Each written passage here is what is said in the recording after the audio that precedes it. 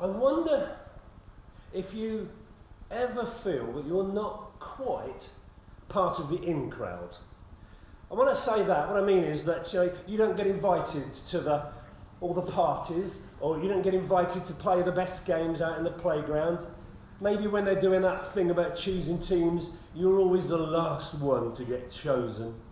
Or maybe it's you don't live in the right part of town, or the right kind of house, or you don't wear the right kind of clothes, or whatever it is, you just don't quite feel that you're part of the in crowd. Well, I'm going to tell you a story this morning about three people. The first person is Jesus. And do you know what? Jesus wasn't part of the in crowd either. He definitely came from the wrong part of, well, not the town, but the wrong part of the country, because he came from Israel, and he lived in an area called Galilee. And in Galilee it was the wrong kind of area. If anybody was going to make jokes about somebody that was a bit thick or a bit stupid or whatever, they always made them as people coming from Galilee. And he was just an ordinary guy, come from an ordinary family. His earthly dad, Joseph, was just a carpenter, so nothing particularly special. I don't imagine that he lived in a particularly fancy house. It would have been just an ordinary family and an ordinary house.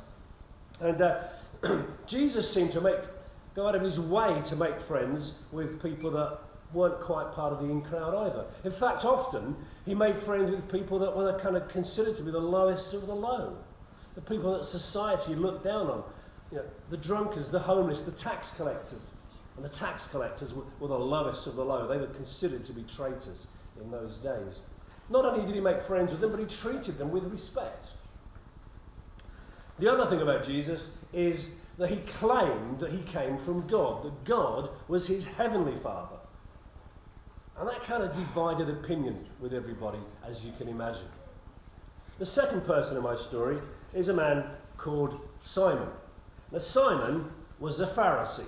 Now, the Pharisees, they were a group of people that, they were a bit like a cross between, I suppose, a church leader, a vicar, and an MP.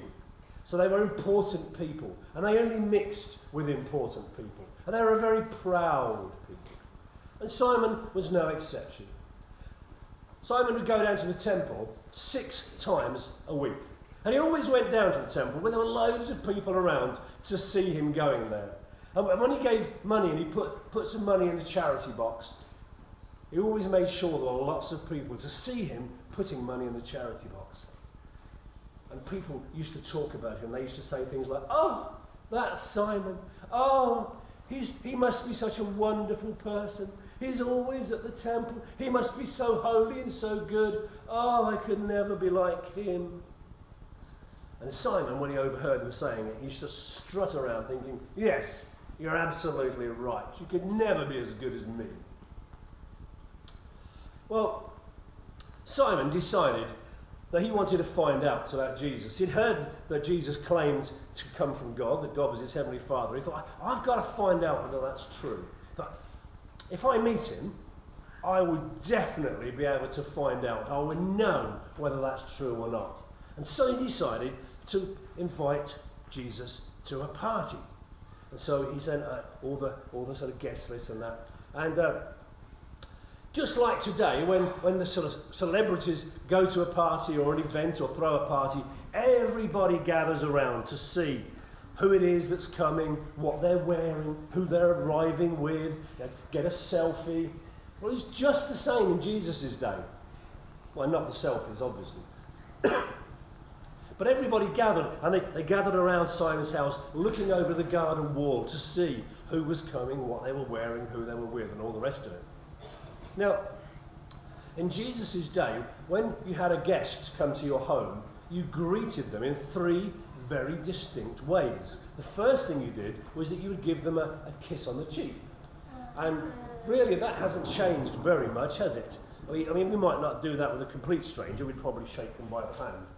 But people that we know, we still give them a quick hug and a kiss on the cheek, don't we? The second thing, because remember that Israel was a very hot country, and in those days Jerusalem wouldn't have had very much in the way of streets and pavements and roads and stuff.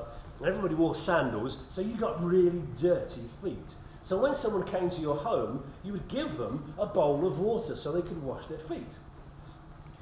if you had servants, maybe you'd get the servants to wash their feet for them. And the third thing you did was that you would give them a little bit of aromatic oil to put on their head. So that's kind of like oil with perfume on. So they could put it on their head and they could smell nice. Well, when Jesus arrived at Simon's house, do you know what? Simon didn't greet him with any of those three things. He didn't greet him with a kiss, no water for his feet, no oil for his head. Everybody looking on was aghast and amazed because, well, it was really rude. It was like treating somebody like they were a slave or something. But Jesus didn't really seem to mind. He just kind of came on in, sat himself down at the table. I say sat at the table. That's not quite true because they didn't have tables and chairs in their homes like we do. What they had was very, very low tables and then a kind of couch. And so what you did was you laid down on the couch with your head towards the table, you propped yourself up on your elbow, and then you kind of ate your food with the other hand, which can't be very good for your digestion, but that's the way they did it. The third person in my story is a lady. Now, we don't know what her name is. We don't know very much about her at all. We know where she was. She was sort of stood at the back over here somewhere. But we don't know what she was thinking or feeling. And for that matter, we don't know what Simon and Jesus were talking about. But I tell you what, I reckon we can have a fairly good guess that Simon was probably being really rude to Jesus. I think he was probably asking him some really tricky questions and trying to trip him up to find out whether he really was from God or not. But we do know what happened next. Because what happened next was that the lady began to cry. And as she cried, the tears fell onto Jesus' feet. And when she realised that Jesus' feet were getting wet, she knelt down and with her long hair, she dried Jesus' feet. And then she began to kiss his feet. And then she took a bottle of perfume and she poured the perfume all over Jesus' feet. Everybody looking on, for the second time, they were amazed and aghast because they knew who this lady was, what kind of a lady she was. And frankly, wasn't a very good lady. She'd done loads of really bad things. She wasn't the kind of lady that you would invite into polite society. She probably hadn't been invited to the party. She probably gate-crashed it. So they were waiting to see what Jesus would do. Maybe Jesus would just kick her away. Or maybe he'd give her a proper old telling off. Maybe he'd get her thrown out of the party altogether. But Jesus just looked at the lady and smiled. And everybody was just aghast. Simon thought to himself, aha! Now I know Jesus can't possibly be from God. If he was from God, he wouldn't even want to be in the same room as this lady, let alone let her touch him. Jesus knew what Simon was thinking, and he turned to Simon and he said, Simon, let me tell you a story. Once upon a time, there were two people who were kind of a bit broke. They didn't have very much money, so they went to a friend of theirs and said, can you lend me some money? And their friend lent one of them £500 and lent the other £50. Well, time went on a bit.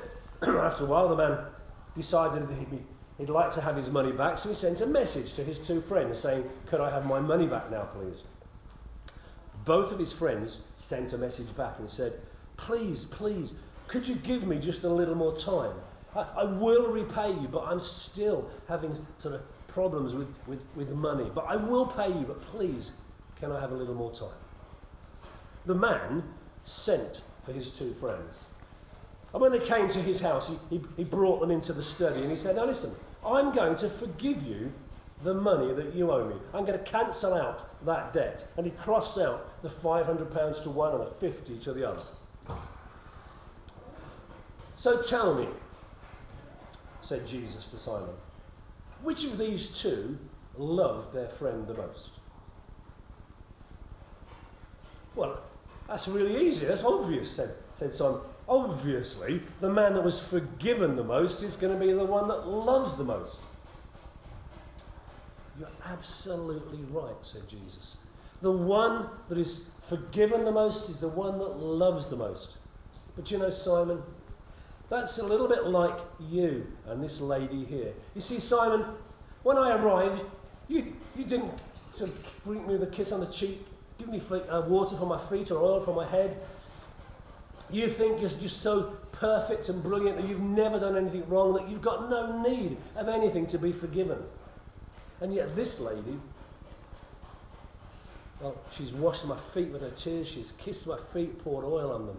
She knows that she's done many, many things wrong, and she has many things to be forgiven.